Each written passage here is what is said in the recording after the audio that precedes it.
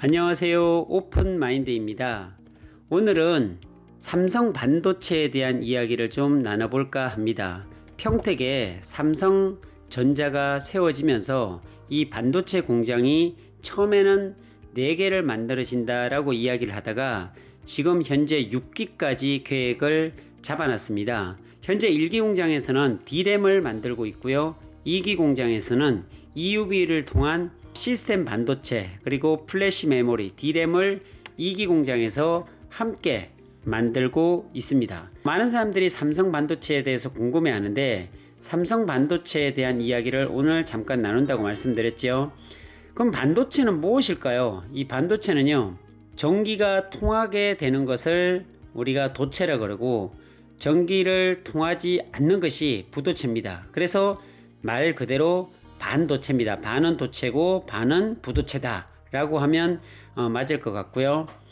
삼성 반도체에서 만드는 이 반도체의 재료는 뭐냐면 모래로 만들어집니다. 이 모래를 퍼다가 사업을 한다 라고 볼 수도 있습니다. 이 웨이프라는 자체가 모래로 만들어지고 모래는 규소고 규소는 또 실리콘이죠. 자, 이 웨이프를 통해서 이 반도체가 만들어지는 이 삼성 반도체가 요즘 굉장히 큰 이슈들을 만들어내고 있습니다. 삼성전자의 이재용 부회장이 선언한 반도체 비전 2030의 구체적인 성과가 계속적으로 현재 나오고 있습니다. 이렇게 반도체 시장이 갈수록 더욱 커져가는 가운데 어떻게 우리나라에서 반도체 산업이 성장할 수 있었는지에 대해서 알아가는 것도 참 중요하다라는 생각이 들어서 오늘은 반도체의 시작과 발전에 대해서 알아보려고 합니다. 이 반도체는요, 미국의 벨 연구소에서 트랜지스터를 개발하면서 시작이 되었습니다. 트랜지스터는 전류를 끊거나 연결하거나 증폭시키는 장치로 기존의 유리 진공관이 하던 일을 작은 반도체를 이용해서 해결을 했습니다. 이 진공관은 거리가 멀어질수록 전기 신호가 약해지는 현상을 개선하기 위해 중간에 신호를 증폭시켜주는 장치로 TV나 라디오 등 전자제품에서 사용했지만 부피가 너무 크고 전기 효율도 떨어지고 작동하는 데 시간이 오래 걸려서요, 이를 대체할 무언가가 필요도 했습니다. 그러던 중에 1947년 벨 연구소에서 게르마늄 반도체로 다이오드와 트랜지스터를 만들었습니다. 이는 진공관에 비해서 전자기기의 크기가 줄었고요, 소비 전력과 가격도 훨씬 낮춘 혁신이었지만 대량 생산을 하기에는 한계가 있었고 전력 소비가 너무나 컸습니다. 이러한 문제를 해결한 것이 다름 아닌 한국인 강대원 박사였습니다.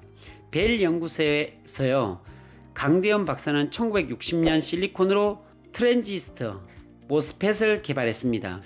이는 반도체 산업의 비약적인 발전을 이끌었을 뿐만 아니라 오늘날 인류가 정보화 사회로 도약할 수 있었던 밑거름이 되었다고 할 수가 있죠.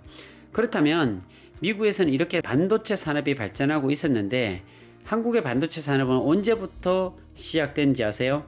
한국은 70년도까지 반도체를 접할 기회조차도 없었다고 합니다. 그러다가 1970년도에 한국 정부가 반도체 산업을 육성을 하기 시작했고 1974년 1월 달에 강기동 박사가 한국 반도체 벤처기업을 창업을 합니다. 강기동 박사는 반도체를 직접 설계하며 웨이퍼 가공 분야를 본격적으로 시작했고 모토로라에 취업을 해서 반도체 핵심 기술을 연구를 했습니다. 그리고 강기동 박사는 조국인 대한민국을 위해 발전을 기여해야겠다는 생각으로 한국 반도체를 창업했고 국내 최초로 웨이퍼부터 패키징까지 모든 공정을 할 수 있는 기업을 만들게 됩니다. 이게 바로 한국 반도체의 역사의 시작이라고 할 수가 있습니다.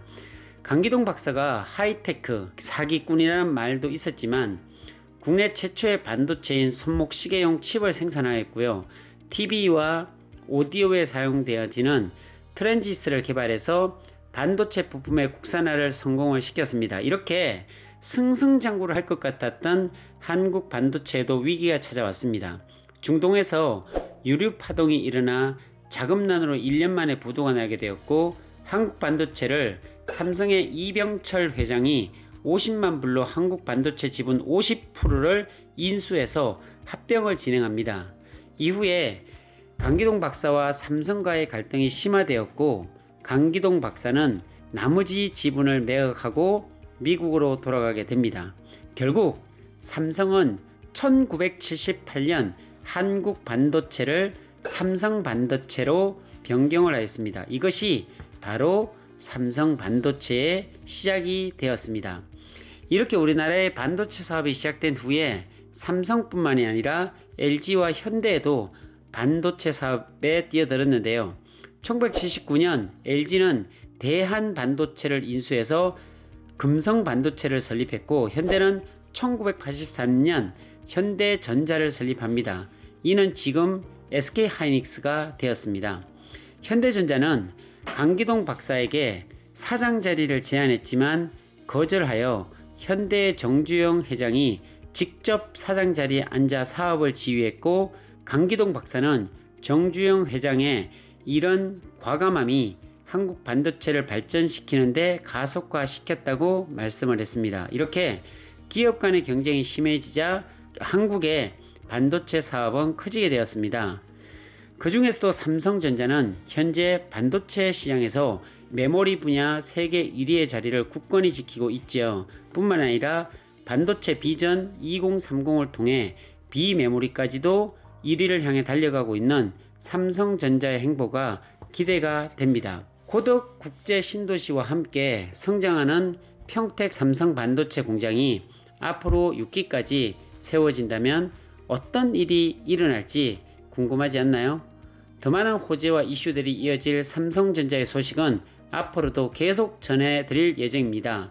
삼성전자와 고덕 신도시에 많은 관심을 가져주시기를 바라겠습니다. 오늘은 여기까지입니다. 감사합니다.